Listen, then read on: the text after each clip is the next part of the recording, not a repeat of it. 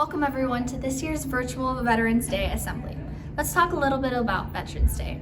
Veterans Day was initially celebrated on Armistice Day to honor the 1918 armistice that ended World War I. Veterans Day is celebrated on November 11th to honor those who have served and are currently serving for our country. Let's take a look at some of our alumni currently serving in the military. What's up, Ocon? My name is Brandon Ralstad. I am a former student at OHS and a current freshman at the United States Military Academy. My daily life at West Point primarily consists of going to class and, since I'm a football player, going to practice. After practice, I spend the rest of my night studying as the classes and courses here are very challenging and rigorous.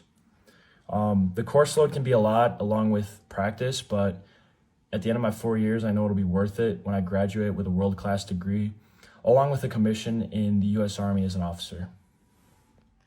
Hey Raccoons, my name is Andrew Fujimoto. I'm an OHS alumni from the class of 2023. So some of the advice that I might have for anyone who's looking to go into the military, if you're looking to enlist right out of high school, then I really suggest talking to the recruiters that come by. They'll help you out, they'll put you on the right path, and of course talk to your counselor. They can help you set that up for how you want to tailor your high school experience to making you a successful soldier, sailor, airman, guardian, which is what they call the people in the Space Force now. But they'll really help you out. And if you want to become an officer, there's a different process for going to the United States military academies, which your counselors will help you out with. It's a little bit different than applying to regular college. And then for ROTC, what you'll do is you'll apply to college like regular, but then you'll also apply, if you're looking to get a scholarship, you'll also apply to the scholarship program for high schoolers, and that will include submitting all your regular stuff. You'll submit your ACT scores, your GPA, your extracurriculars, and then you'll go do an interview where they'll try to get kind of a sense of your character and how you might fit in as a United States officer. And so to prepare for that, I would say really focus on your academics. Make sure you're doing good, well-rounded extracurriculars, play a sport. Know what it means to be on a team is very important. As being an officer, it's not just about leading people, but it's also being able to follow the people who are leading you.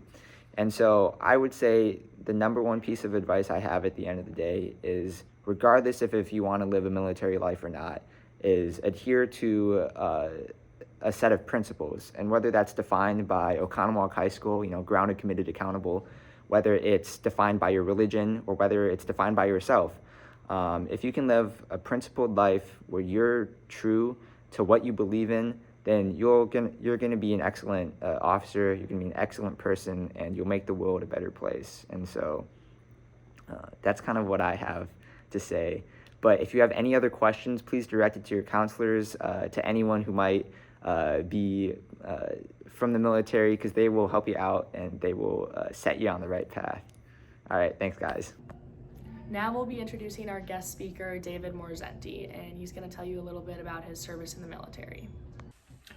Thank you very much for the invitation to join you today and share some brief remarks. I would like to talk with you about what Veterans Day means to me, why I served, and some of the things that I learned along the way. I grew up in a small town in northern Wisconsin. I graduated high school in 1991 and joined the Marine Corps Reserves as an enlisted infantryman in the Reserve Unit in Madison, Wisconsin.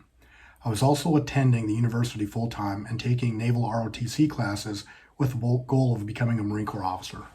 I graduated from college in May 1995 and received my commission as a second lieutenant on active duty in the Marine Corps.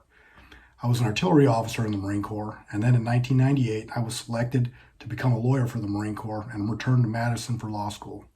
I graduated from law school in May 2001 and became a staff judge advocate for the Marine Corps. Then our country was attacked by terrorists on September 11th, and that tragic event changed the Marine Corps and military and has greatly impacted what I've been doing since then.